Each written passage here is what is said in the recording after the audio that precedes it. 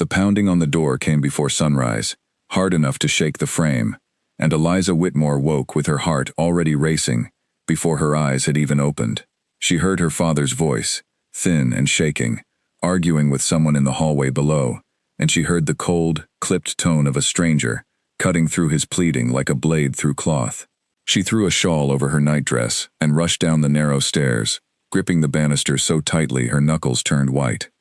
At the bottom of the stairs stood two men in dark coats, their boots still wet from the morning frost, papers clutched in gloved hands. Her father, Edmund Whitmore, stood before them in his dressing gown, his face the color of ash, his hands trembling as he tried to read a document one of the men had thrust at him. Eliza had never seen her father look so small. "What is happening?" she asked, her voice sharper than she intended, though fear made it crack at the edges. The taller of the two men turned to her without warmth. "Your father owes a debt to His Grace, the Duke of Ashford. A very large debt, miss. One that has gone unpaid for many months despite repeated warnings. We are here on behalf of the Duke's solicitors to inform him that if the sum is not settled within the week, this house, and everything in it, will be seized." The words landed like stones in Eliza's stomach. She looked at her father, waiting for him to deny it, to explain it away as some misunderstanding, the way he always did when creditors came calling. But this time, he said nothing. He only stared at the floor, his shoulders curling inward, as though he wished he could disappear into the boards beneath his feet. "There must be some mistake," Eliza said, stepping forward. "My father is an honest man. He has always paid what he owes." The second man, shorter and colder than the first, gave a humorless laugh. "Your father has not paid what he owes in nearly a year, miss. He has borrowed against this house twice over and lost what little remained at cards. The Duke has been more than patient. His patience has run out." Eliza felt the blood drain from her face. Lost at cards. The words rang in her ears like a struck bell. She had known her father enjoyed cards, had known he sometimes stayed out late with friends who were not truly friends at all, but she had never imagined the scale of what he had lost. She turned to him, desperate for some explanation, some comfort, but he would not meet her eyes. "Papa," she whispered, "is this true?" Edmund Whitmore's mouth opened, then closed again. He looked 20 years older than he had the night before, when he had kissed her forehead and told her to sleep well. Now he looked like a man standing at the edge of a cliff, unable to step back and unwilling to look down. "I did not mean for it to become this large," he finally said, his voice breaking. "I thought I could win it back. I thought one good hand would set everything right again. I was a fool, Eliza, a terrible fool." The men exchanged a glance, clearly unmoved by the confession, having heard such words from countless other ruined men before. The taller one cleared his throat. "The Duke has instructed us to say that he will consider one final audience before proceeding with the seizure. Someone from this household must go to Ashford Manor and speak with him directly. Today, if possible. He is not a man who enjoys waiting." Edmund's hands shook so violently that the paper he held rattled in the quiet room. "I cannot go," he said. "I am not well. My heart has not been strong since the winter.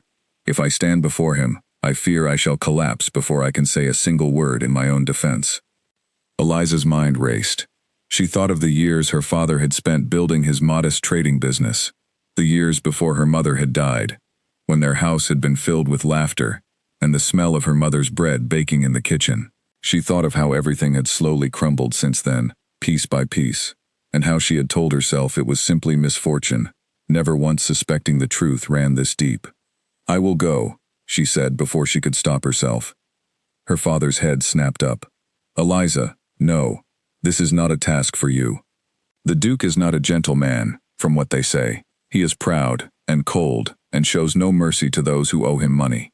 Then someone must go and ask for patience on your behalf, and it will not be you in your condition," Eliza said firmly, surprising herself with the steadiness in her own voice. "I will apologize to him myself. I will explain our situation, and I will offer to work, to repay what we can, however long it takes. Better that I face his temper than watch you collapse on his doorstep." The two men from the Duke's household seemed almost amused by this declaration, exchanging another look before the taller one shrugged. "Very well. His Grace did not specify who must come, only that someone must. We will inform the House that a representative from the Whitmore family will call this afternoon." After the men left, The house fell into a silence so heavy that Eliza could hear her own heartbeat in her ears. Her father sank into a chair by the cold hearth, his face buried in his hands, and for a long moment neither of them spoke. Eliza busied herself lighting the fire, if only to give her trembling hands something to do, though the flame did little to chase away the chill that had settled deep into her bones. "I never wanted this life for you," her father finally said, his voice muffled behind his fingers. "Your mother would be ashamed of me." "Mama would want us to face this together," Eliza said, kneeling beside his chair and taking his cold hand in hers. "We will find a way through it. We always have."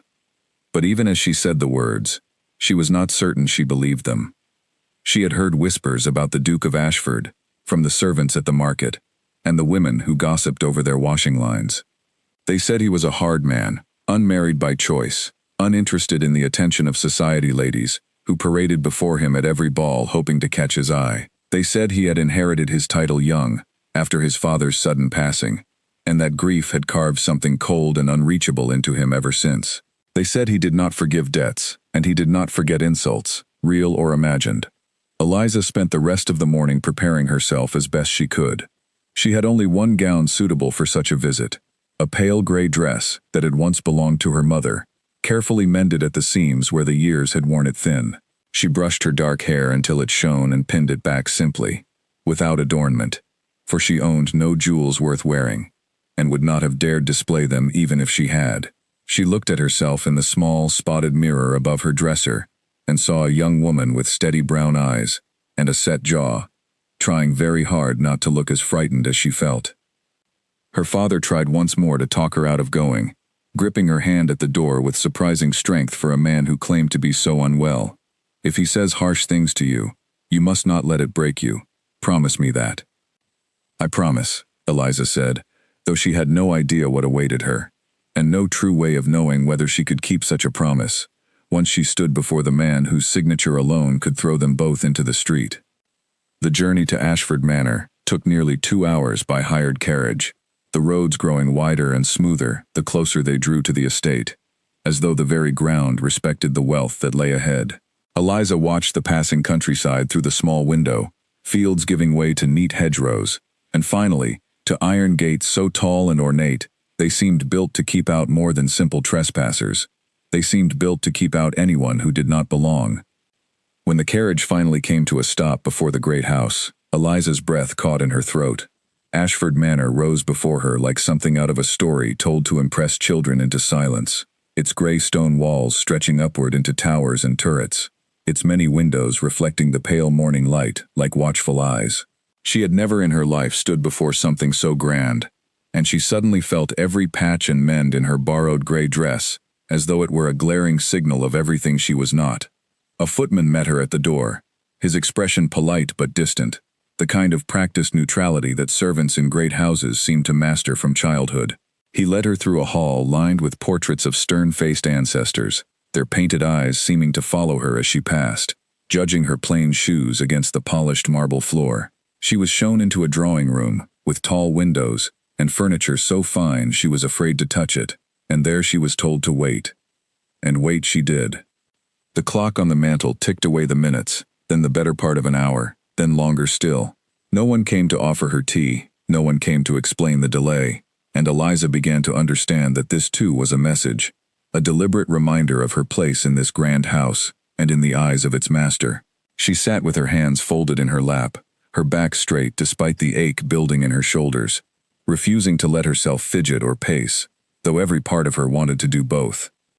She thought of her father, waiting anxiously at home, of the men who might return any day with orders to strip their house bare, of her mother's gentle voice reminding her, all those years ago, that dignity was the one thing that could never be taken from a person unless they surrendered it themselves.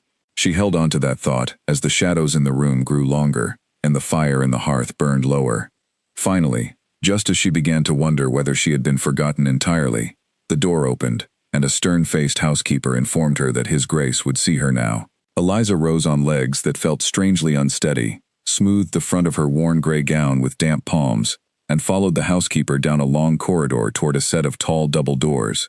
The housekeeper knocked once, then opened the doors and stepped aside, and Eliza walked into the room, uncertain of what she expected to find waiting for her, and entirely unprepared for what she actually saw. The room was a study, lined floor to ceiling with books, the afternoon light slanting through the tall windows to catch the dust drifting lazily in the air.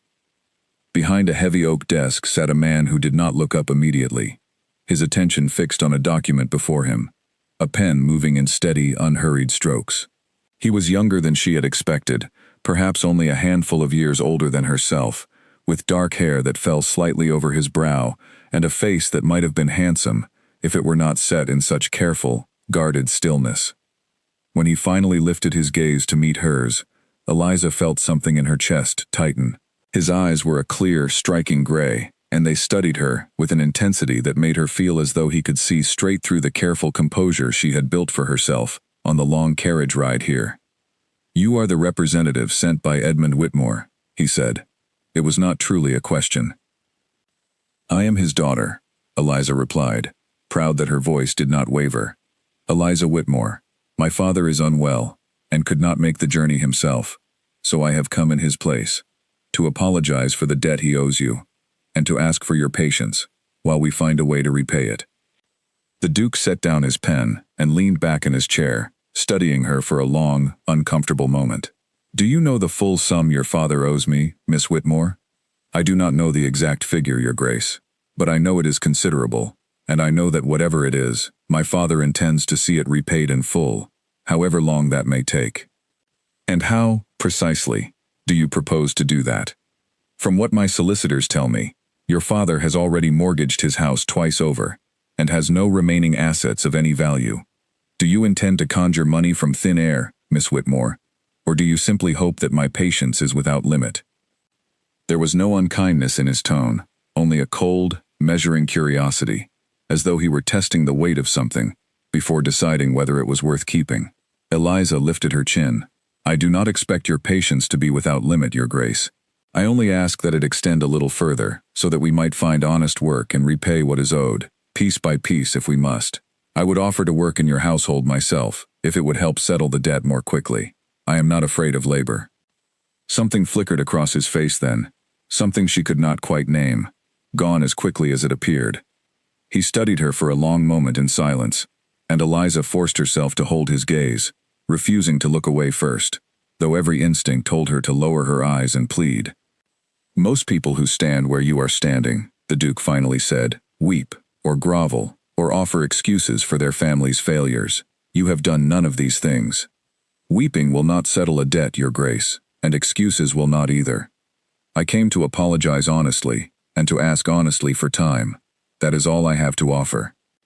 The silence that followed stretched long enough that Eliza began to wonder if she had said something wrong, if her boldness had displeased him, where meekness might have softened him instead. But when the Duke finally spoke again, his voice had changed, some of its coldness replaced by something more thoughtful, more careful.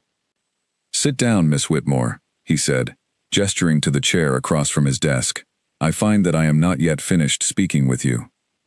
Eliza sat, her heart hammering against her ribs, uncertain whether she had just secured her father's rescue or walked deeper into a trap she did not yet understand. Outside the tall windows, the afternoon light was beginning to fade, and somewhere beyond the manor's grand walls, her father waited at home, unaware that his daughter's fate, and his own, was about to change in ways neither of them could have imagined. Alexander Ashford studied the young woman seated across from him with the quiet attention he usually reserved for contracts and ledgers, searching for the flaw, the crack, the hidden motive he was certain must be there. In his experience, everyone who came to this study wanted something from him, and most of them dressed their wanting in soft words and softer smiles. Yet this woman had offered him neither. She sat with her spine straight and her hands folded, watching him with a wariness that was almost refreshing in its honesty. "Tell me about your father's business," he said finally, breaking the silence that had stretched between them. Eliza blinked, clearly not expecting the question. "He was a trader in fine cloth and imported goods. Before my mother passed, the business was doing well. Afterward, he found it harder to manage things on his own, and he began spending more time at the gentlemen's clubs than at his shop. I did not understand at first how deeply the habit had taken hold of him. I only understood that we were slowly losing money, though I never guessed how much until this morning. You run his household accounts then? I do what I can, Your Grace. I keep what records I am able, though my father has not always shown me the full truth of our situation. Alexander leaned forward, resting his elbows on the desk, his gray eyes narrowing slightly. That is an unusual admission for someone in your position. Most would claim to know everything, if only to appear more capable of finding a solution. I did not come here to appear capable, Your Grace. I came here to be honest, because I believe honesty is the only currency I have left to offer you. For a moment, something almost like the beginning of a smile touched the corner of his mouth, though it vanished before it could fully form. He rose from his chair and walked to the window, looking out over the vast lawns of his estate, his hands clasped behind his back. Eliza watched him, uncertain whether she was meant to speak or wait, and chose the latter, though the silence pressed against her like a physical weight. "Do you know why I have not yet ordered the seizure of your family's house, Miss Whitmore?" he asked without turning around. "It would have been simple enough. My solicitors advised it weeks ago. It is what any reasonable man in my position would do." "I do not know, Your Grace." "Neither, entirely, do I." He turned back to face her, and there was something guarded in his expression now, something that looked almost like reluctance. "But I find myself in a rather particular difficulty of my own, one that has nothing to do with your father's debt, and everything to do with the demands of my own family and my own title." Eliza did not understand what he meant, and her confusion must have shown plainly on her face, for he continued, his tone growing more clipped, as though he disliked having to explain himself at all. "My mother, the dowager, is not a well woman. Her physicians tell me she has perhaps a year, perhaps 2, before her heart gives out entirely. Her final wish, the one thing she asks of me above all others, is to see me married before she passes. She fears that I will let the title die with me out of stubbornness, and she is not entirely wrong to fear it. I have refused every young woman paraded before me by ambitious mothers hoping to secure a duchess's coronet for their daughters. I have no patience for scheming, Miss Whitmore, and every eligible woman in society who has ever smiled at me has done so with calculation behind her eyes." Eliza sat very still, beginning to understand where this conversation was heading, though she could scarcely believe it. "You, however," the Duke continued, "arrived at my door this morning with nothing to gain, and everything to lose. You did not come here to charm me or flatter me. You came here in disgrace, to apologize for a debt that is not even your own making, and you have not once, in the entire time you have sat in that chair, attempted to ingratiate yourself with me. That, Miss Whitmore, is more honesty than I have encountered from society in a very long time."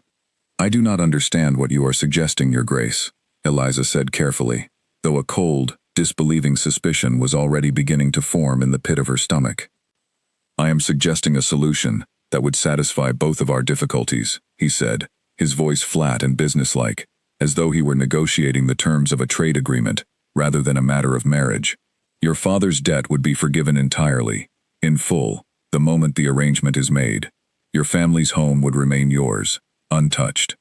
In exchange, you would marry me, and my mother would see her wish fulfilled before her health fails her completely."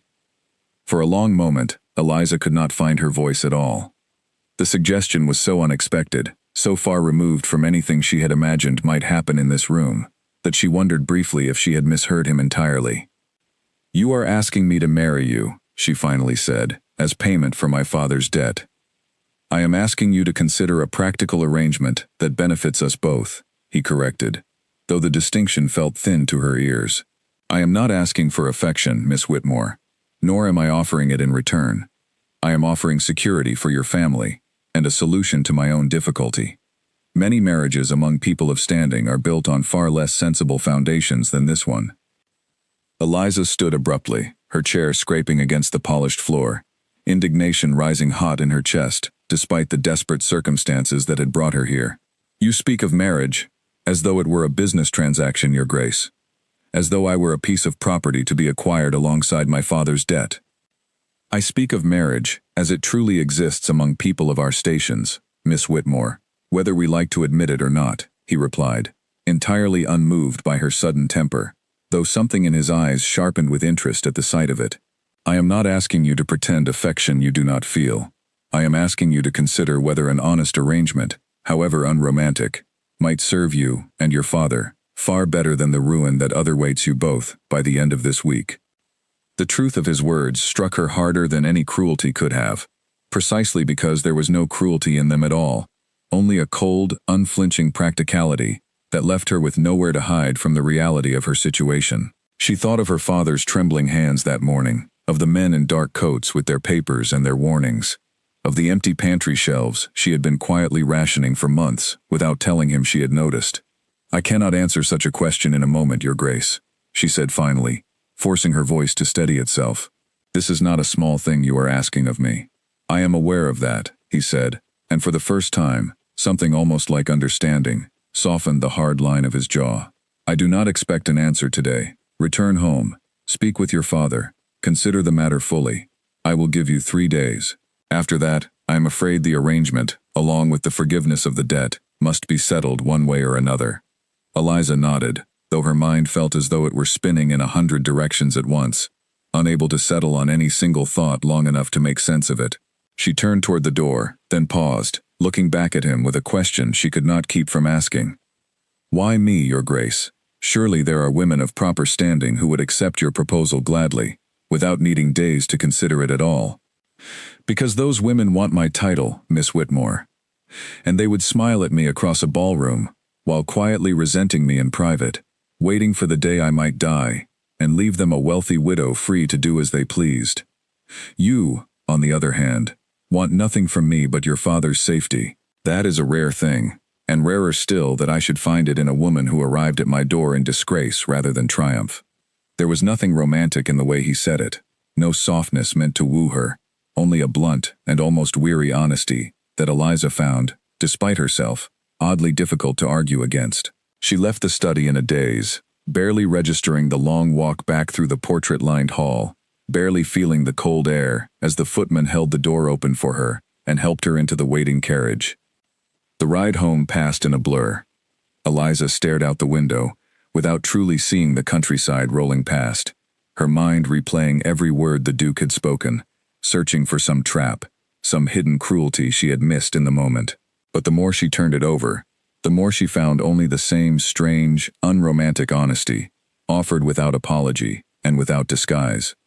By the time the carriage rolled to a stop outside her own modest home, the sun had begun to set, casting long shadows across the small garden her mother had once tended so carefully. Her father was waiting at the window, and the moment he saw her step down from the carriage, unharmed and whole, relief flooded his face so completely that his knees seemed to buckle beneath him. "Eliza," he said, rushing to the door before she had even reached it. "Thank heavens, I feared the worst all afternoon. What did he say? Did he agree to more time?" Eliza stepped inside, closing the door softly behind her, and looked at her father for a long moment, before she found the words to answer him. "He offered something far more than time, Papa," she said quietly. "He offered to forgive the debt entirely." Her father's face lit with a hope so raw it was almost painful to witness. "Forgive it? Truly? What did you say to convince him of such mercy?" "I said very little, in the end," Eliza replied, sinking into the chair across from him, suddenly exhausted in a way that went far beyond the physical fatigue of the long carriage ride. "He has made me a proposal, Papa, and I do not yet know what to make of it, nor what I ought to do." Her father's brow furrowed with confusion, and Eliza drew a slow breath, steadying herself before she spoke the words that would change both of their lives, whichever way she chose to answer them. "He has asked me to marry him." The silence that followed was so complete that Eliza could hear the ticking of the small clock on the mantel, the same sound that had marked her long, anxious wait in the Duke's drawing room only hours before. Her father stared at her, as though she had spoken in a foreign tongue, his mouth opening and closing several times before any sound emerged. "Marry him," he finally repeated, his voice hollow with disbelief. "The Duke of Ashford wishes to marry you. He says it would settle the debt entirely, and satisfy an obligation of his own to his mother, who wishes to see him wed before her health fails further. He was plain about it, Papa. He does not pretend affection, nor does he ask it of me. It would be, in every sense, an arrangement rather than a romance." Her father sank into his own chair, his face a storm of conflicting emotions, relief and guilt and something like shame, all warring for dominance. "And what do you wish to do, my dear?" I will not force such a decision upon you, whatever it might mean for our circumstances. I have already brought enough ruin upon this family, through my own foolishness.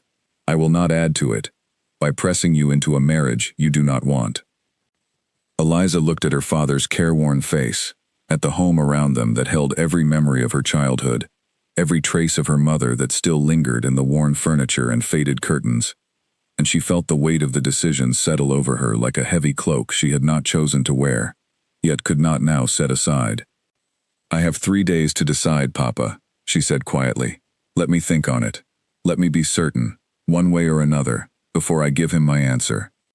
Outside, the last light of day faded from the sky, and somewhere across the countryside, in a grand house lined with portraits of ancestors long dead, a man sat alone in his study, wondering whether the strange, honest woman who had walked so boldly into his life that afternoon would return to accept the bargain he had offered her, or whether he would be forced to watch his solicitors carry out the ruin he had, until that very morning, fully intended to allow. Eliza did not sleep that night.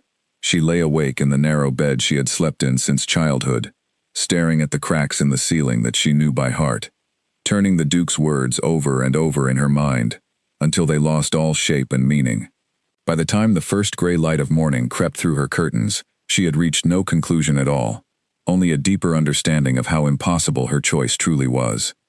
She rose before her father woke, and walked out into the small garden behind their house, where her mother's roses still bloomed each summer, despite years of neglect, tended only by Eliza's occasional, hurried care. She sat on the cold stone bench and let the morning air settle around her, trying to think clearly for the first time since she had left Ashford Manor the day before. If she refused the Duke's offer, her father would face debtor's prison, or worse, and their home would be seized within the week. She had seen enough of the world to know what became of families cast out into the streets with nothing, how quickly respectability crumbled into desperation, how her father's fragile health would not survive such a fall. If she accepted, she would be bound for life to a man who had been plain about his lack of affection, a man whose coldness might never thaw, whose household she would enter, as an outsider, tolerated only for the convenience she provided. And yet, she thought, turning the memory over carefully, he had not lied to her. He had not pretended kindness he did not feel, nor promised love he could not give. In a strange way, his honesty felt safer than the practiced charm of other men she had encountered, men who smiled sweetly while concealing intentions far crueler than anything the Duke had spoken aloud. Her father found her there an hour later, wrapped in a shawl against the morning chill, and sat beside her without speaking for a long while, letting the silence settle between them, as it so often had in the difficult months since her mother's passing. "I have thought of nothing else since you told me," he finally said. "I keep turning it over, wondering what your mother would say, if she were here to guide you through this. What do you believe she would say, Papa?" Her father was quiet for a long moment, his eyes fixed on the roses his late wife had planted so many years before. "I believe she would tell you to guard your own heart, above all else, whatever choice you make. She always said that dignity mattered more than comfort, and that a woman should never enter a marriage, believing herself worth less than the man beside her." Eliza turned this thought over carefully, thinking of the Duke's cold gray eyes, of the strange respect she had glimpsed beneath his guarded manner, of the way he had not once looked down on her despite her family's disgrace, even as he spoke so plainly of the transaction he proposed. "He did not treat me as though I were beneath him, Papa," she said slowly. "He treated me as though I were an equal party to a bargain, however unromantic that bargain may be.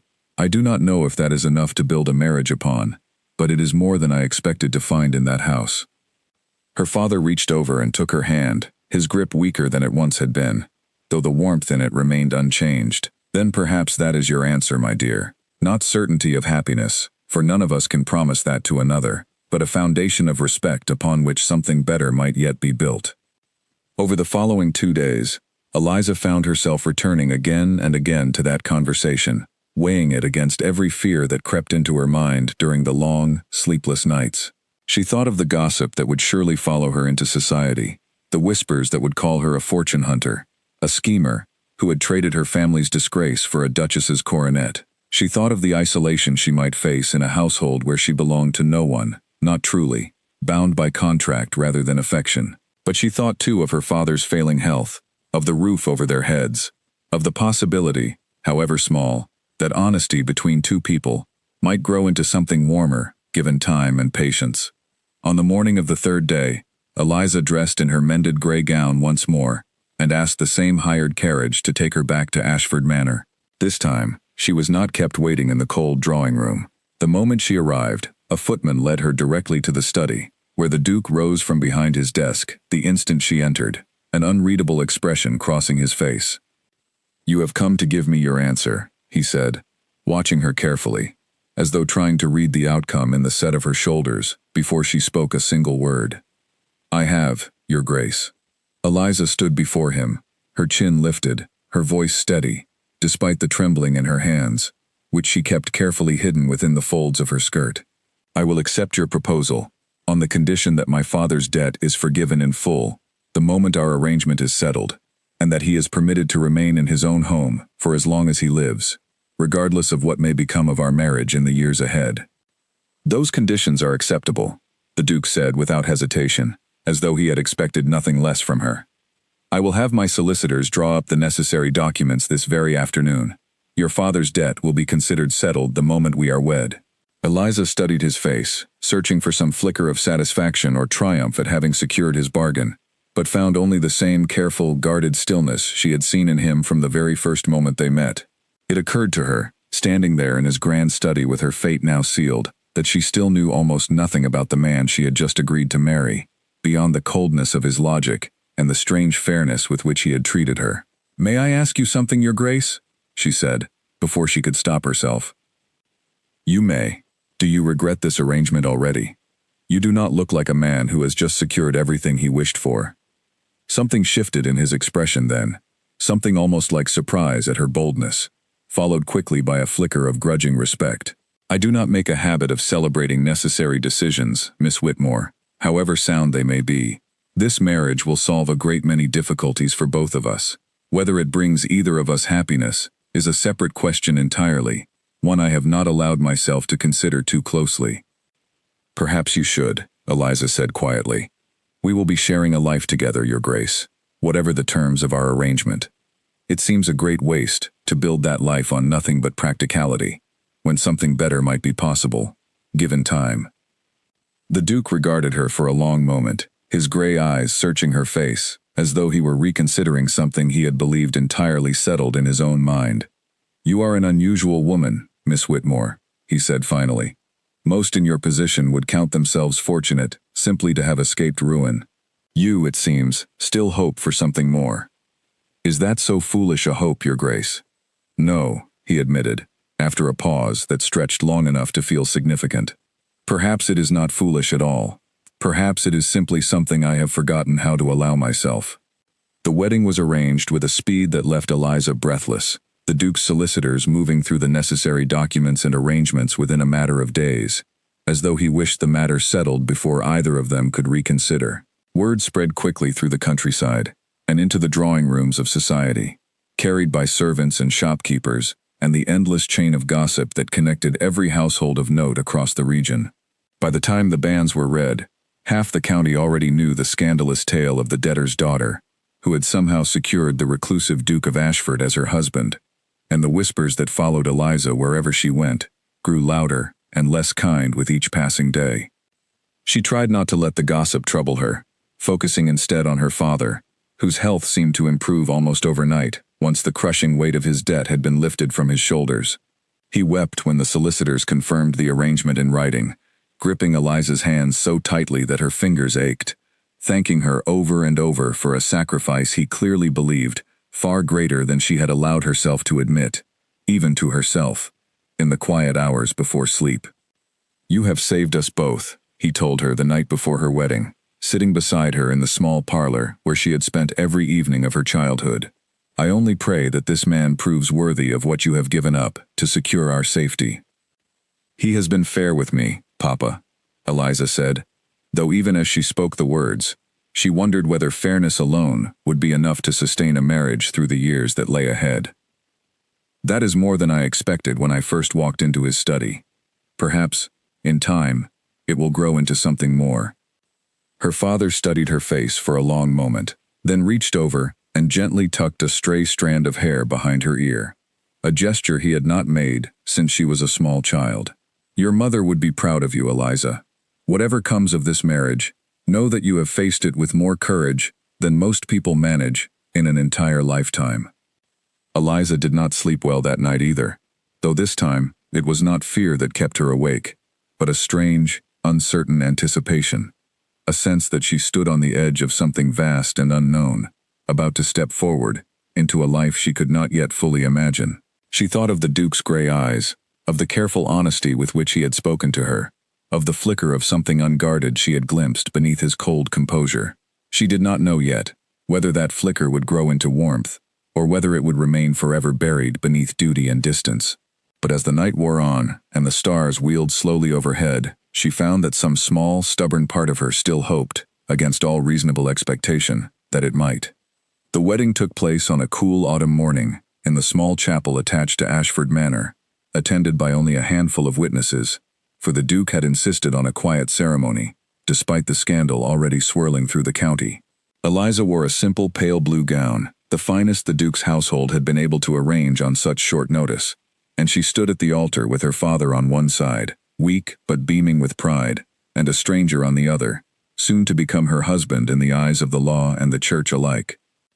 The Dowager Duchess, Lady Margaret Ashford, watched the ceremony from a chair near the front of the chapel, her frail hands folded in her lap, her eyes bright with something that looked, to Eliza's surprise, very much like relief.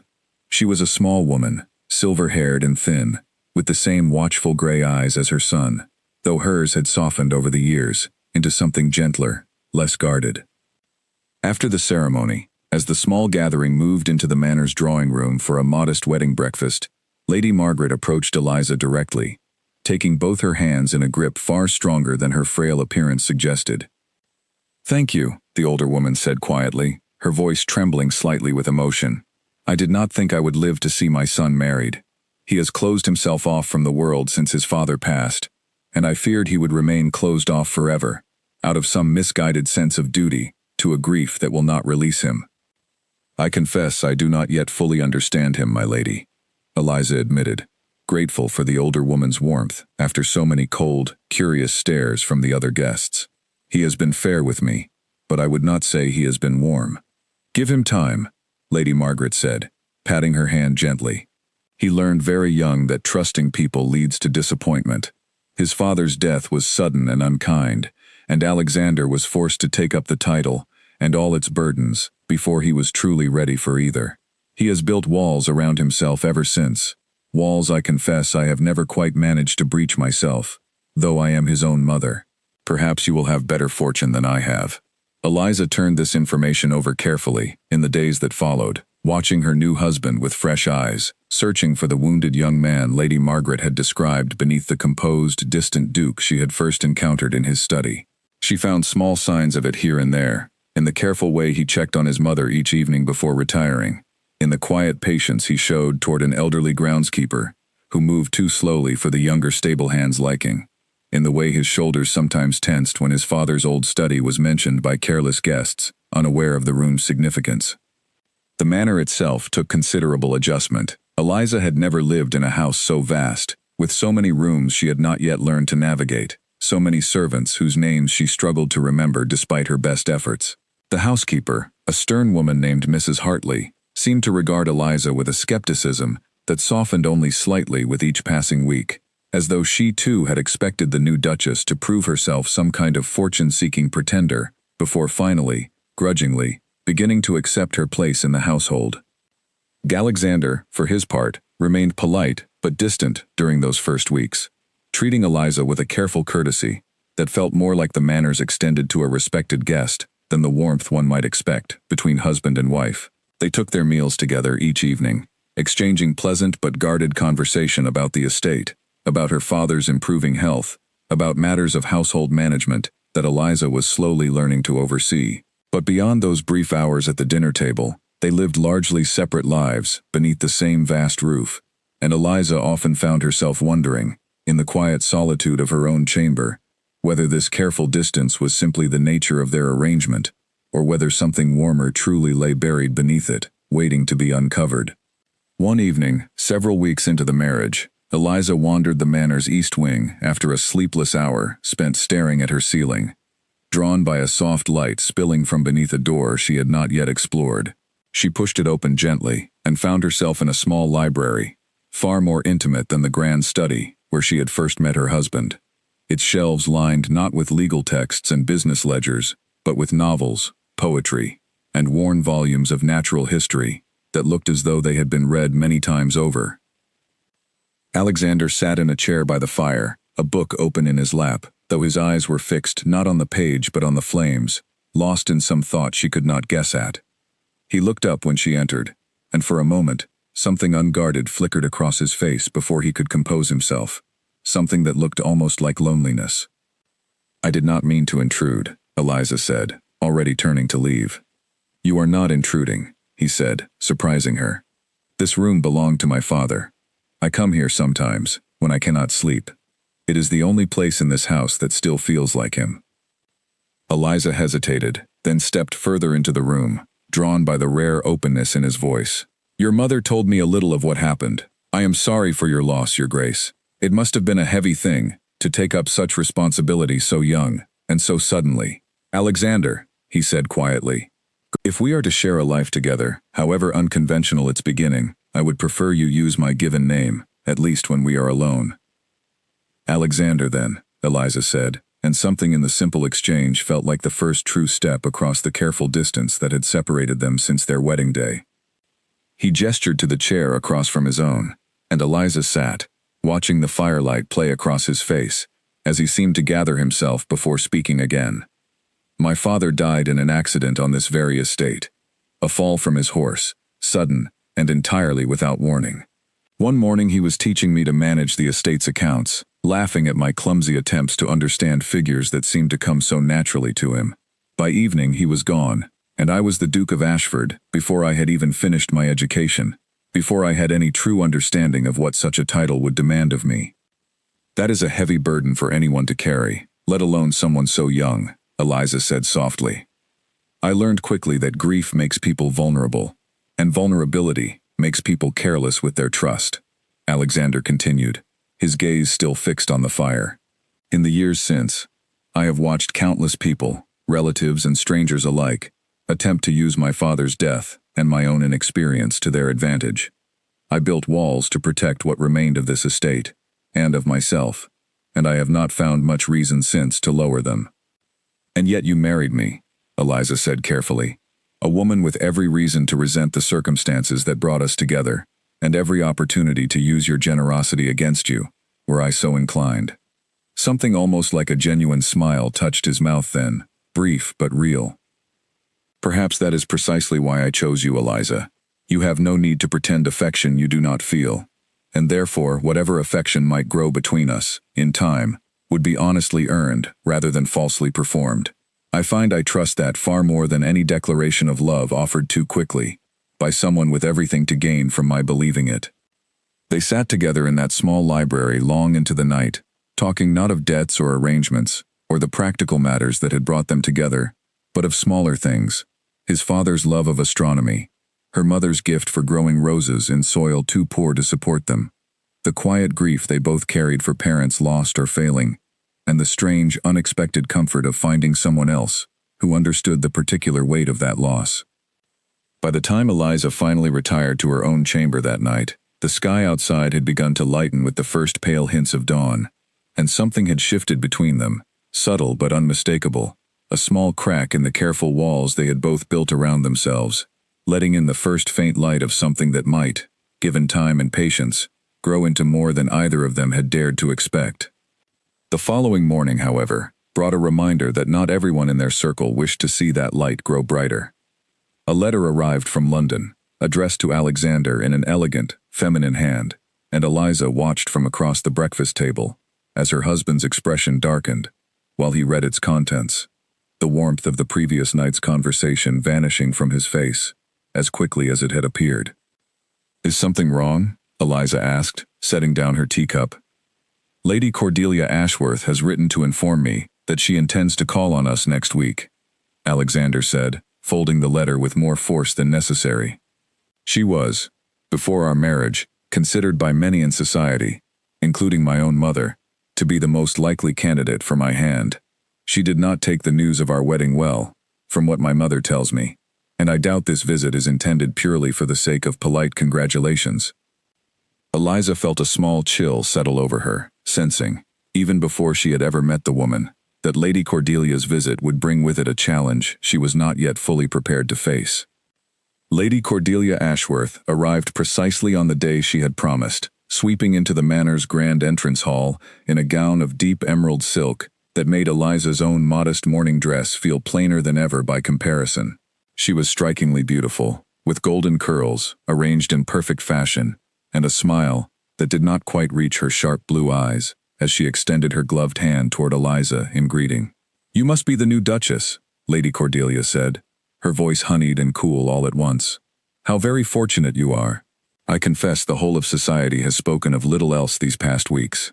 "I am sure much of what they have spoken has been more entertaining than accurate," Eliza replied evenly, refusing to let the other woman's cool appraisal unsettle her, though she felt it keenly all the same.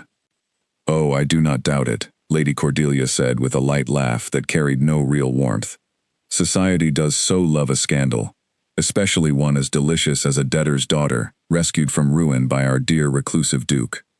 Tell me, did you plan it from the start, or did fortune simply favor you at the perfect moment?" The insult was delivered so smoothly, wrapped in such pleasant tones, that for a moment, Eliza almost missed its intent entirely. But she caught it, and she felt her cheeks warm with a mixture of anger and humiliation that she fought hard to keep from showing on her face. "I did not plan anything, Lady Cordelia," she said, keeping her voice steady. "I came to apologize for my father's debt, and His Grace made me an offer I chose, after careful thought, to accept. There was no scheme involved, only two people finding a solution to difficulties that suited them both."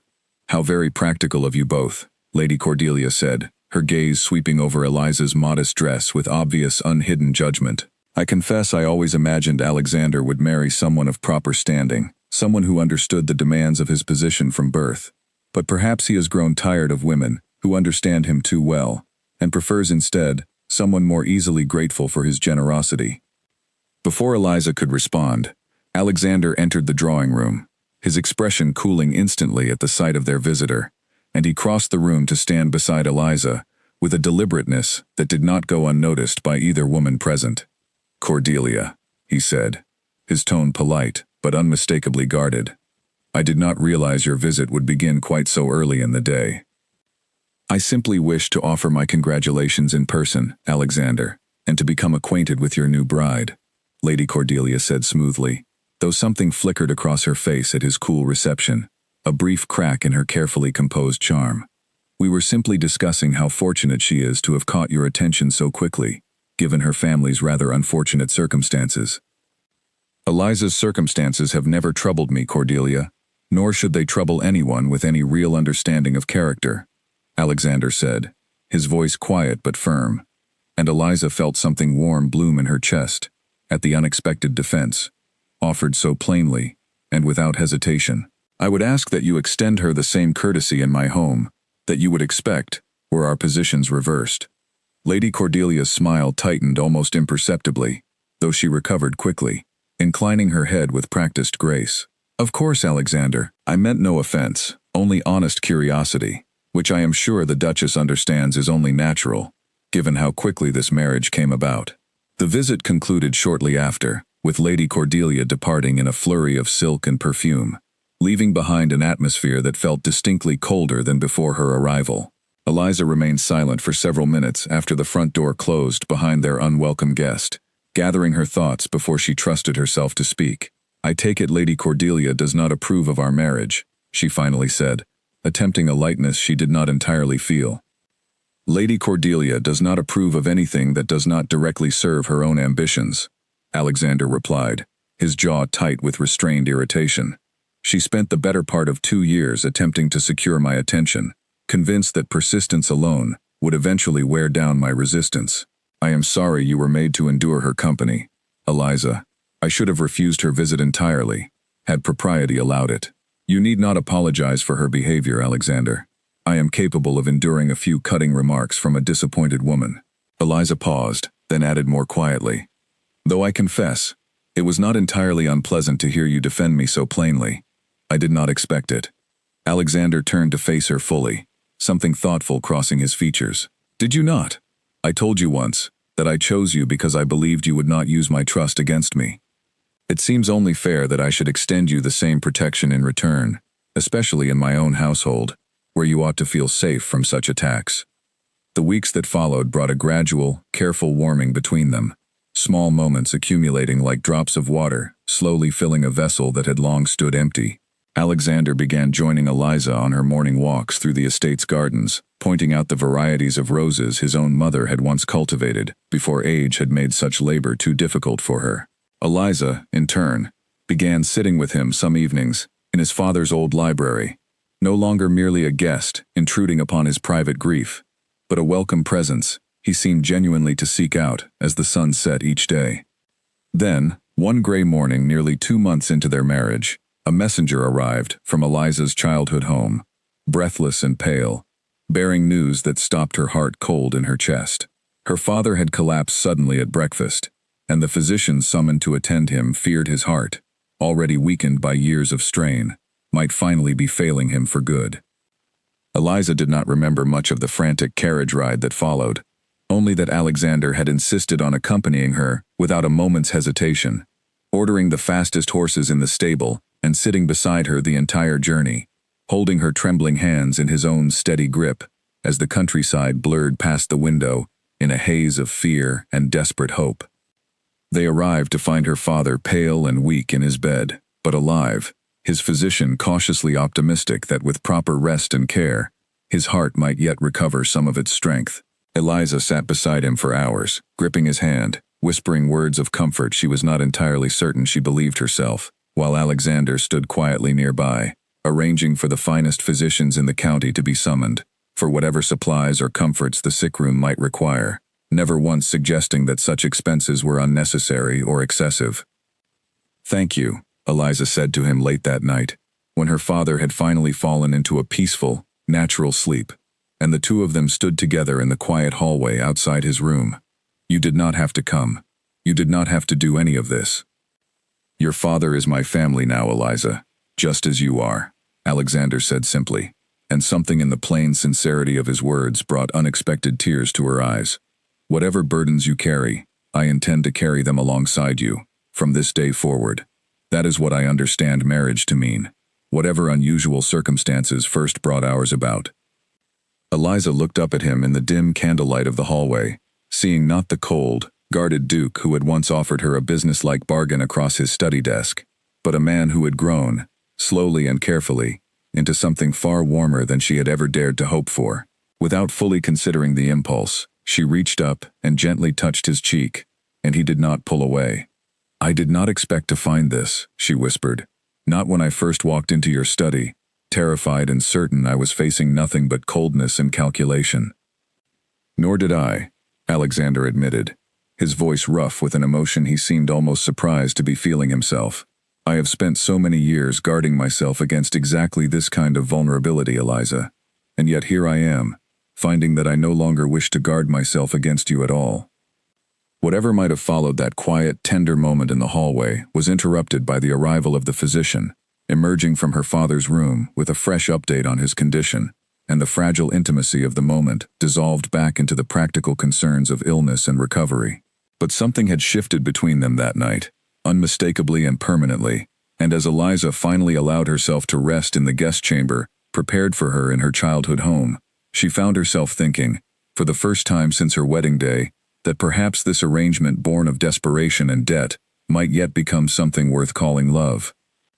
Eliza's father recovered slowly over the following weeks, his strength returning bit by bit under the careful attention of the physicians Alexander had arranged.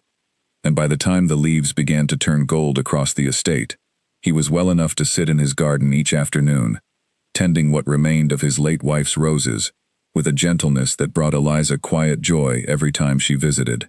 With her father's health stabilized, Alexander gently suggested that the time had come for them to make their first proper public appearance as husband and wife, at a grand ball hosted by one of the more influential families in the county.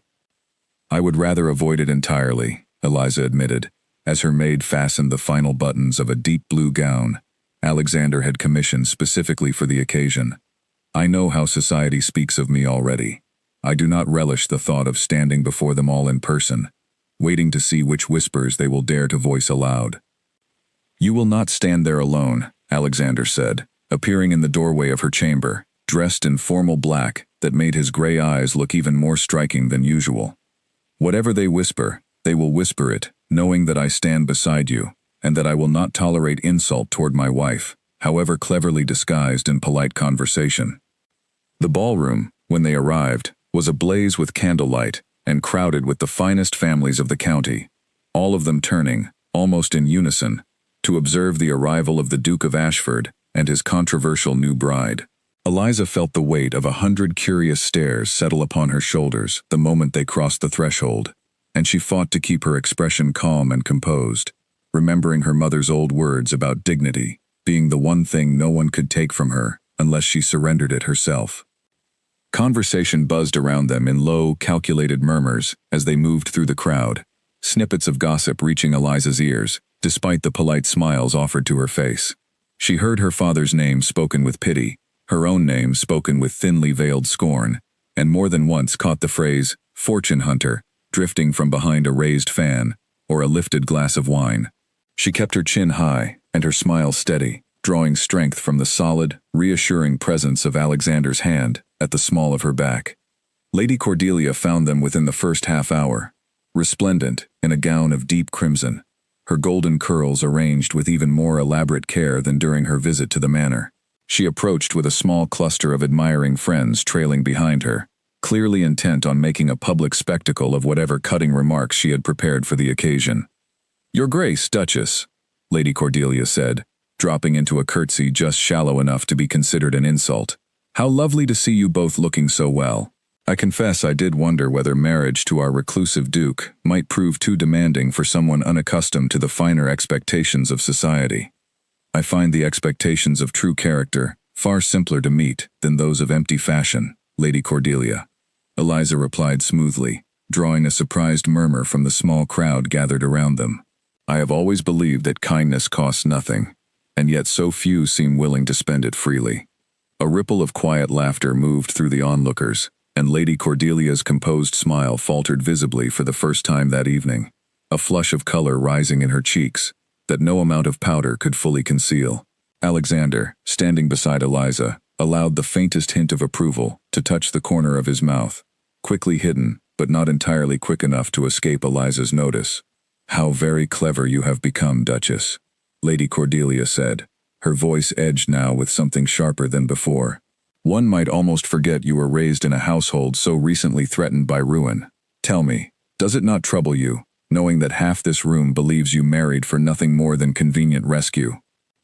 "What troubles me, Lady Cordelia, is far less concerned with what half this room believes, and far more concerned with what I know to be true in my own heart," Eliza said calmly, though her pulse raced beneath her composed exterior. "I did not marry for rescue alone, whatever the gossip may claim. I married a man of genuine character, one I have come to respect and admire a great deal more than I ever expected when our arrangement first began." Alexander's hand found hers then, gently, and he laced his fingers through her own in full view of the gathered crowd, a small gesture that spoke louder than any declaration he might have offered aloud. Lady Cordelia's gaze dropped to their joined hands, and something like genuine dismay flickered across her carefully composed features before she recovered herself enough to offer a final, brittle smile. "How touching," she said, though the warmth had entirely drained from her voice. "I do hope such affection proves lasting, Duchess. Marriages built on convenience so often crumble once the novelty wears thin." "We shall see, Lady Cordelia," Alexander said quietly, his voice carrying just enough weight to end the conversation entirely. "Though I confess, I have found this particular arrangement growing steadily less about convenience, and considerably more about genuine partnership, with each passing month." Lady Cordelia withdrew shortly after, her small cluster of admirers trailing behind her with considerably less enthusiasm than before, whispering amongst themselves about the unexpected steel they had witnessed beneath the new Duchess's quiet composure. The remainder of the evening passed more easily than Eliza had anticipated. the initial wave of cold curiosity gradually giving way to cautious, if still guarded, acceptance from several of the more reasonable families in attendance. Later that night, as their carriage rolled homeward, beneath a sky scattered with stars, Eliza found herself leaning against Alexander's shoulder, exhausted but strangely content after the tension of the evening. "You handled Cordelia's cruelty with more grace than I could have managed myself," Alexander said quietly, his arms settling gently around her shoulders. "I confess, I have never seen her so thoroughly put in her place, and I have watched a great many attempt it over the years." "I only spoke what I have come to believe true," Eliza said softly. "I did not marry you for rescue alone, Alexander. Not truly. Not any longer. Somewhere in these past months, without my quite noticing when it happened, I began to care for you a great deal more than any bargain could ever demand." Alexander turned to look at her in the dim carriage light, his gray eyes softer than she had ever seen them, all the careful guardedness of their first meeting finally, fully dissolved. "I have come to feel precisely the same, Eliza. I did not expect it, and I confess, it frightens me a little, after so many years spent guarding myself against exactly this kind of feeling, but I would not trade it now, not for all the comfortable distance I once believed necessary to protect myself."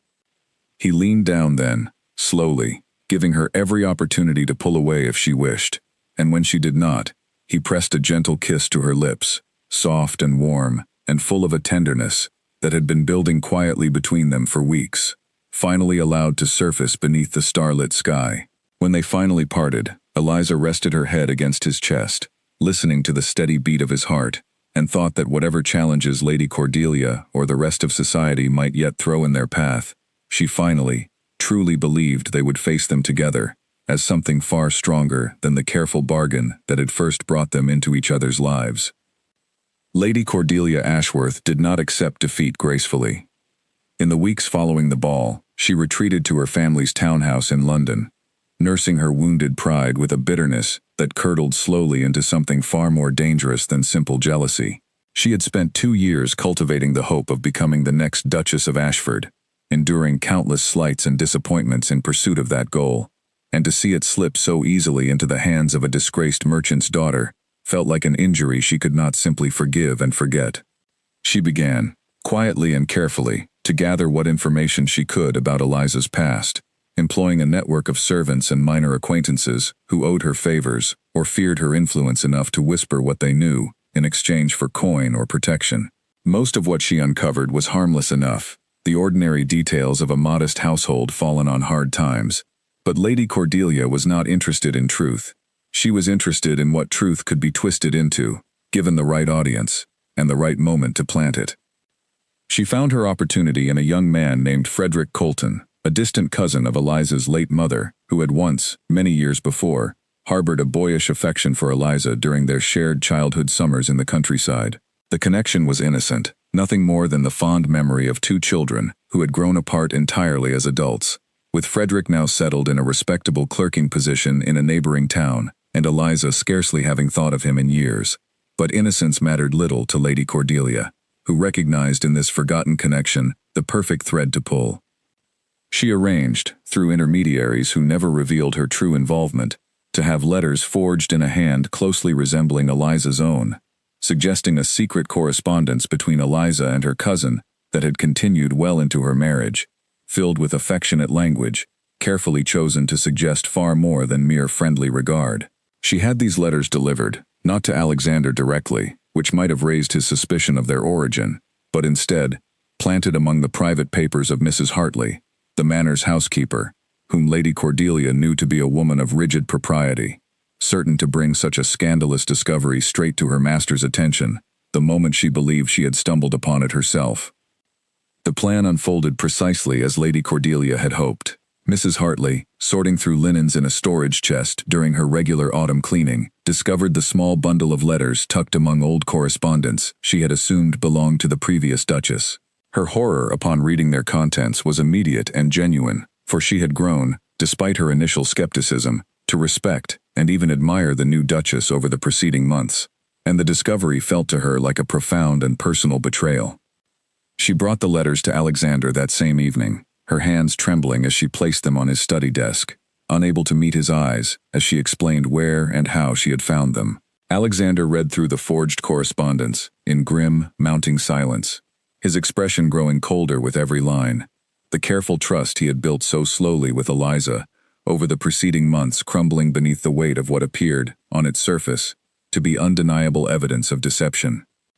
He did not confront Eliza that night, unable to trust his own composure enough to face her without saying something he might later regret.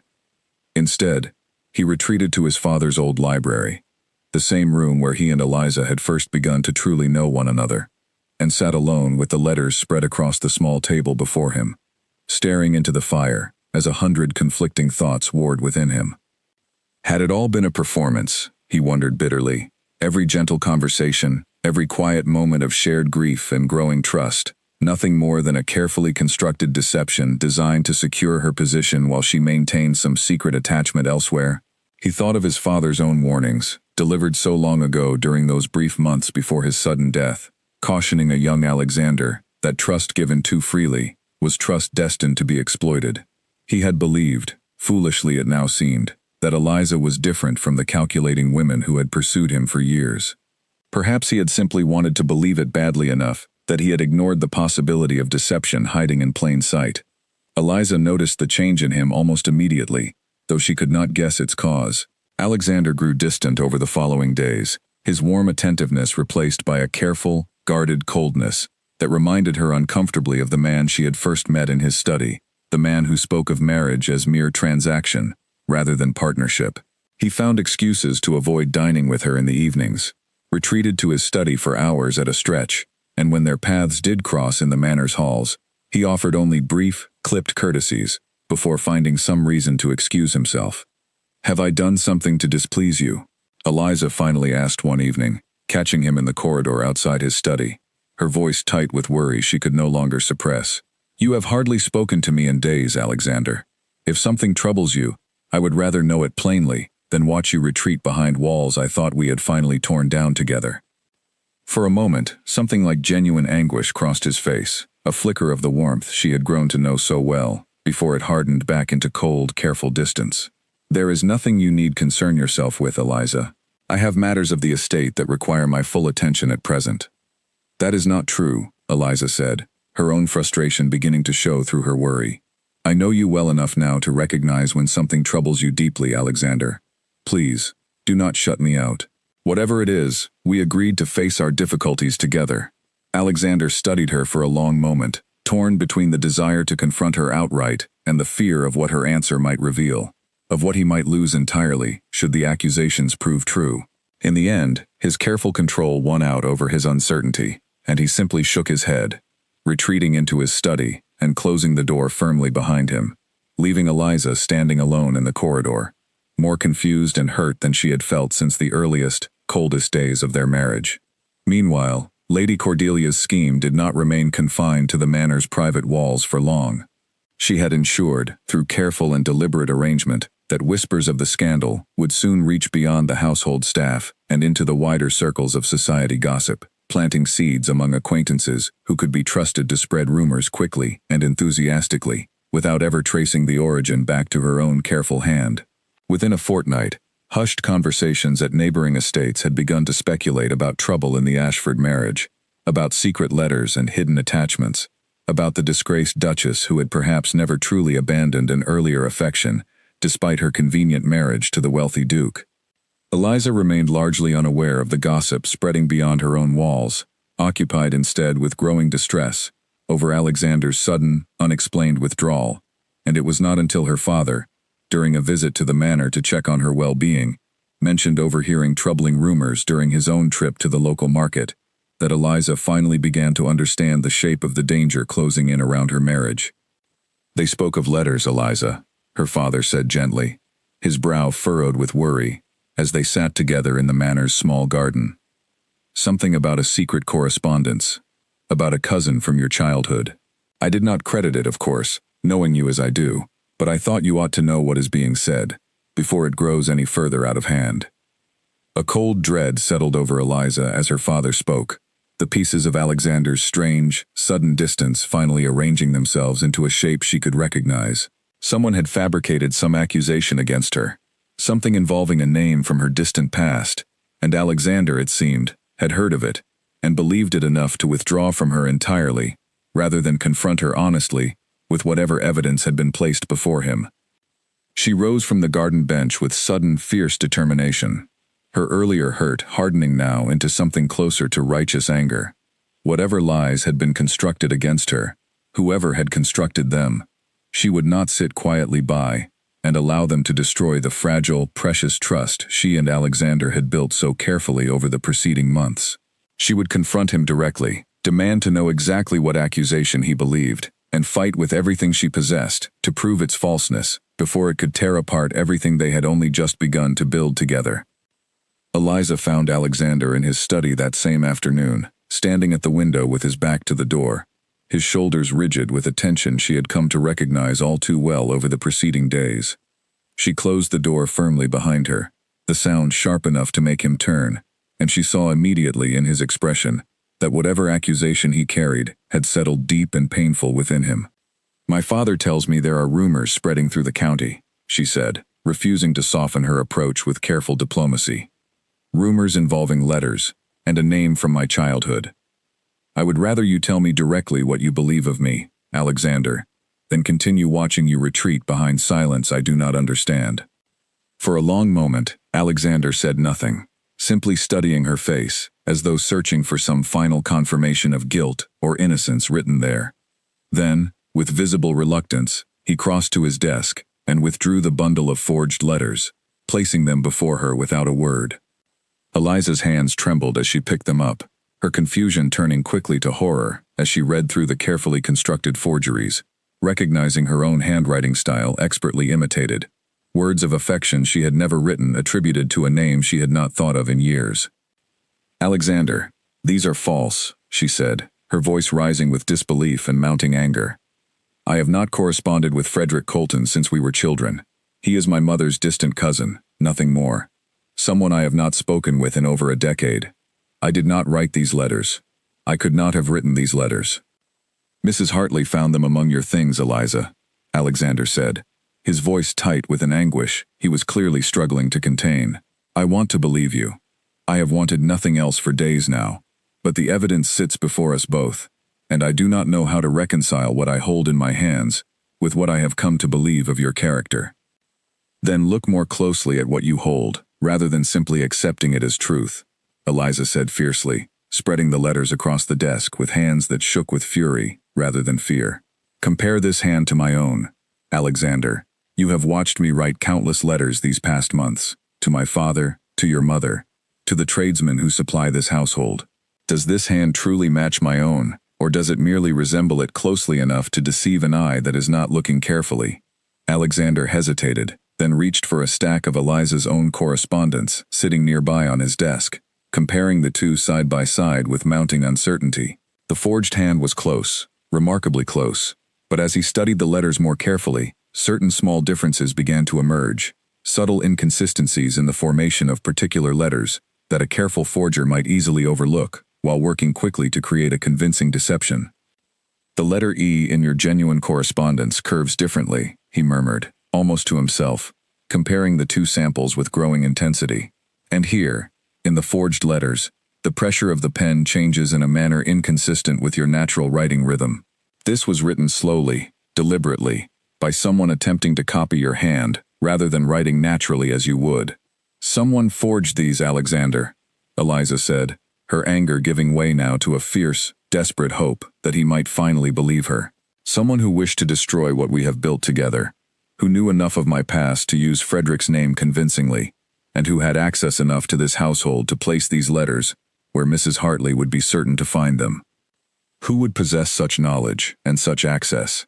Alexander asked, though even as he spoke the question, Eliza saw understanding beginning to dawn in his expression, the same realization settling over her own thoughts.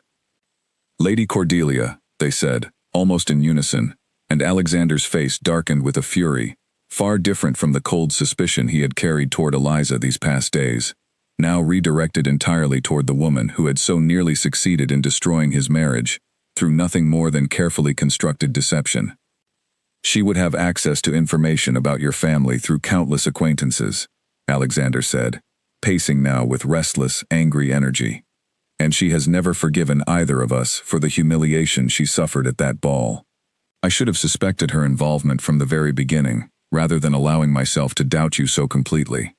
You believe the evidence before you, Alexander, Eliza said, though her voice carried a hurt she could not entirely hide. I understand why these forgeries convinced you, given how closely they mimicked my own hand, but I confess, it wounds me deeply that you retreated into silence rather than confronting me directly, that you allowed days to pass in cold distance rather than simply asking me to explain. Alexander stopped his pacing and turned to face her fully, his expression softening into something raw and genuinely remorseful. You are right to be wounded by that, Eliza, and I am deeply sorry for the pain my silence caused you these past days. I told myself I needed time to think clearly before confronting you, but in truth, I believe I was simply afraid. Afraid that if I asked you directly and you confirmed what these letters suggested, I would lose something I have only just begun to allow myself to truly value. And now? Eliza asked quietly. Now that you know the truth, what remains of that fear? Now I understand that my fear nearly cost me the very thing I was so desperately trying to protect, Alexander said, crossing the room to stand before her, taking her hands gently in his own. I am sorry, Eliza. Truly and completely sorry. I should have trusted the woman I have come to know these past months over a handful of letters delivered by unknown hands. I will not make such a mistake again. Eliza studied his face for a long moment, searching for the sincerity she needed to see, before she could fully release the hurt, still lingering from his days of cold silence. What she found there was genuine remorse, unguarded and complete, the same honesty that had first drawn her to trust him, despite the strange circumstances of their marriage's beginning. We must prove Lady Cordelia's involvement, Eliza said finally, her mind already turning toward practical solutions, rather than dwelling further on the pain of the preceding days. If she has done this once, out of jealousy and wounded pride, she may attempt something even more damaging in the future, unless she is exposed, and made to understand that such schemes will not succeed against us. I agree entirely, Alexander said, his expression hardening with determination. I will send inquiries to the tradesmen who supply writing materials in the area, and to any servants who might have noticed unfamiliar visitors near our household in recent weeks. Forgery of this quality requires skill, and skill of this particular kind is not so common that it cannot be traced back to its source, given sufficient effort and the right questions asked of the right people. Together, they spent the following days, investigating quietly but thoroughly, questioning household staff, tracing the origins of the paper and ink used in the forged letters, and gradually assembling a picture that pointed with increasing certainty toward Lady Cordelia's involvement. A stable hand recalled an unfamiliar carriage bearing a crest similar to the Ashworth family's arms, glimpsed near the manor's servant entrance on an evening shortly before the letters were discovered. A local paper merchant recalled a well-dressed woman purchasing writing materials of unusually fine quality, paying handsomely to ensure the transaction was conducted quietly and without record. Piece by piece, the evidence accumulated, and with each new discovery, Eliza felt the earlier wound of Alexander's doubt beginning to heal, replaced by a fierce, shared determination to expose the deception and reclaim, together, the trust that Lady Cordelia's cruel scheme had so nearly destroyed. Armed with enough evidence to leave little doubt of her involvement, Alexander arranged a meeting with Lady Cordelia under the pretense of discussing a minor matter of estate business between neighboring families, a pretense designed carefully to draw her into a confrontation she would not see coming until it was too late to prepare a convincing defense. She arrived at Ashford Manor, dressed in her usual fine silks, her composed smile firmly in place, entirely unaware of what awaited her in the drawing room where Eliza stood waiting alongside her husband. Alexander, Duchess. Lady Cordelia greeted them smoothly, settling into a chair with practiced elegance. I confess, I was surprised by your invitation, given the coolness of our last few encounters. I do hope we might finally move past whatever unpleasantness has stood between us. I believe we shall move past it very shortly, Cordelia, Alexander said, his voice carrying a hard edge that immediately caused her composed smile to falter slightly, though perhaps not in the manner you are currently imagining. He gestured, and a servant brought forward a small writing table, upon which the forged letters had been carefully arranged, alongside samples of the paper and ink, traced back to their purchase, and the written statement of the stable hand who recalled the unfamiliar carriage near the manor's servant entrance. We have spent the past several days investigating the origin of some rather troubling correspondence discovered within my household, Alexander continued, watching Lady Cordelia's face carefully, as understanding began to dawn in her widening eyes. Correspondence forged to closely resemble my wife's own handwriting, suggesting an affair that never existed, planted deliberately where my housekeeper would be certain to discover it and bring it directly to my attention. I do not understand what this has to do with me, Lady Cordelia said, though her voice had lost much of its earlier composure, a thin note of panic beginning to creep into her carefully modulated tone. A merchant in the village recalls selling writing materials of unusual quality to a well-dressed woman matching your description, only days before these letters were discovered, Eliza said, stepping forward to join her husband. A stable hand recalls a carriage bearing your family's crest near our servant entrance around the same time, and I confess, Lady Cordelia, that I recognize your particular talent for cutting remarks, delivered with a smile, the same talent that would be required to construct a scheme this carefully cruel. Lady Cordelia's composure finally cracked entirely, her face flushing with a mixture of fury and fear, as she realized the extent of the evidence gathered against her. You cannot prove any of this conclusively, she said, though the desperation in her voice undermined whatever confidence she attempted to project. Circumstantial observations from servants and merchants prove nothing definite. Perhaps not conclusively enough to satisfy a court of law, Alexander said coldly, but more than sufficient to satisfy every family of standing in this county, should I choose to share what we have discovered. I do not believe your reputation would survive such a revelation, Cordelia, however uncertain the legal proof might remain. Society is far less concerned with legal certainty than with a scandal delicious enough to discuss over tea. The threat, delivered so plainly, and without any trace of the anger Lady Cordelia might have expected, seemed to unsettle her more thoroughly than any outburst could have managed. She sat in silence for a long moment, her carefully constructed composure entirely abandoned, before finally, quietly, she spoke again. "What is it you want from me?" she asked, her voice small and defeated, in a way Eliza had never expected to witness from a woman so accustomed to commanding every room she entered. "I want your written confession of what you have done, kept privately as insurance against any future scheme you might consider attempting against my family," Alexander said. "And I want your absolute assurance that you will trouble my household no further, in any manner, for as long as we both remain in this county. In exchange, I will keep what we have discovered between the three of us, and allow you to retreat from this matter, with whatever remains of your dignity intact." Lady Cordelia's eyes flickered toward Eliza, something almost like genuine shame crossing her features for the first time since her arrival. "I did not truly wish to harm you personally, Duchess," she said quietly. "I wished only to reclaim what I believed rightfully should have been mine. I see now how foolish, and how cruel, that wish became in practice. Wounded pride does not excuse deliberate cruelty, Lady Cordelia," Eliza said, though her voice carried more weariness now than anger, the fight having largely drained from her now that the confrontation had reached its resolution. "But I do not wish to see your reputation destroyed entirely, either. I hope, in time, you find contentment that does not depend upon another person's misfortune to sustain it." Lady Cordelia wrote her confession that same afternoon, her hand shaking as she signed her name beneath an admission of the scheme she had constructed, and she departed Ashford Manor considerably humbled, her carriage rolling away down the long drive, for what would prove to be the last time either Eliza or Alexander would ever receive her as a guest within those walls.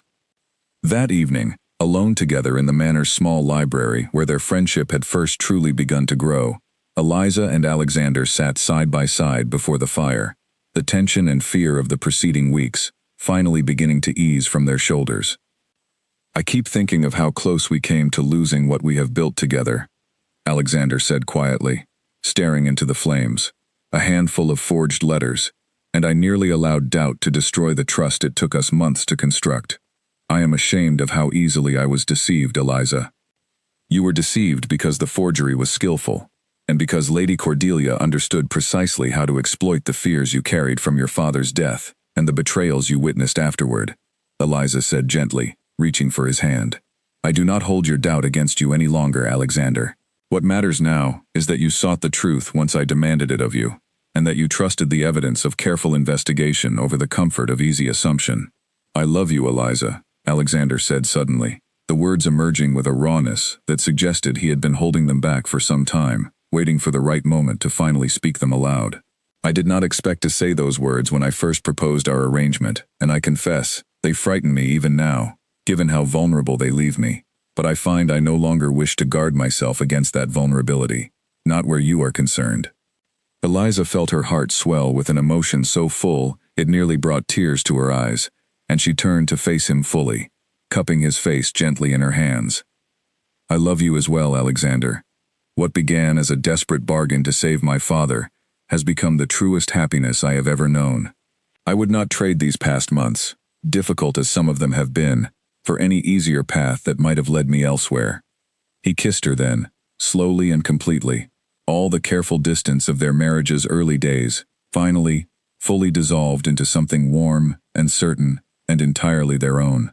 Outside the library's tall windows, the stars wheeled slowly overhead, the same stars that had witnessed Eliza's anxious carriage ride toward Ashford Manor so many months before, now witnessing instead the quiet, hard-won triumph of two guarded hearts finally, fully open to one another.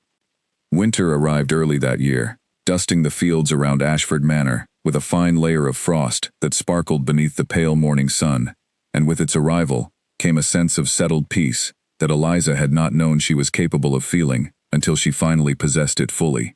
Her father's health had continued its steady improvement, strengthened further by news that lifted his spirits more than any physician's tonic could have managed, the formal confirmation from Alexander's solicitors that every trace of his old debt had been permanently and completely settled, the documents burned rather than simply filed away, a symbolic gesture Alexander had insisted upon the moment the matter was legally concluded. "I wanted nothing remaining that could ever be used against your family again," Alexander explained, when Eliza asked why he had gone to such lengths, rather than simply allowing the paperwork to be archived in the usual manner. "Some debts, once forgiven, should be forgiven entirely, without even the shadow of old paper lingering, to remind anyone of what once stood between us."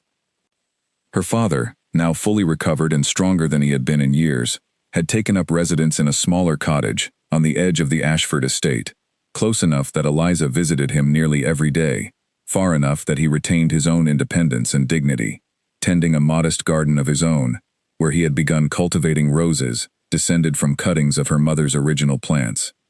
He had grown close to Lady Margaret as well, the two of them often found together in quiet conversation about the children they both loved so dearly, sharing the particular understanding that comes only from watching one's own child find happiness against odds that once seemed insurmountable.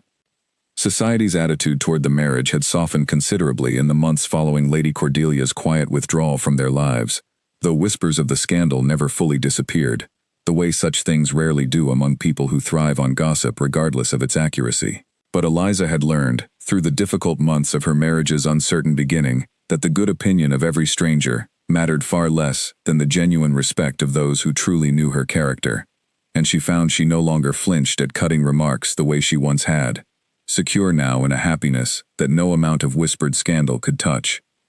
Mrs. Hartley, the manor's stern housekeeper, had become something of an unlikely ally in the months since the forgery scandal was resolved. Her earlier skepticism toward Eliza transformed into a fierce, protective loyalty once she understood the full extent of Lady Cordelia's deception and the pain it had nearly caused. She took to fussing over Eliza with a gruff, maternal affection that Eliza found unexpectedly touching, given how coldly the older woman had once regarded her arrival at the manor. "You have made him happy, my lady," Mrs. Hartley told her one afternoon, as they stood together, supervising preparations for a small gathering Alexander had arranged to celebrate the anniversary of their wedding. "I did not think I would live to see the young master smile so often, not since his father's passing. Whatever troubles first brought you to this house, I confess, I am grateful for them now, given what has grown from them since." The gathering that evening was a quiet affair, attended only by those who had come to matter most in the strange, winding journey of the past year. Eliza's father and Lady Margaret, seated comfortably near the fire, Mrs. Hartley overseeing the refreshments with characteristic precision, and a handful of neighboring families who had proven themselves genuine friends rather than mere curious observers of scandal. Alexander rose, at one point during the evening, raising his glass with a warmth that had once seemed entirely foreign to his careful, guarded nature, and the room fell quiet as he spoke. "A year ago, I sat in my study and made a proposal I believed at the time to be nothing more than a practical arrangement, a solution to two separate difficulties that happened to align conveniently," he said, his gaze finding Eliza's across the room. "I told myself I was not seeking affection, that I did not believe such a thing possible for a man as guarded as I had become. I was wrong, and I am deeply grateful to have been proven wrong by a woman who walked into my life in disgrace and left it, within the span of a single year, as the truest source of joy I have ever known."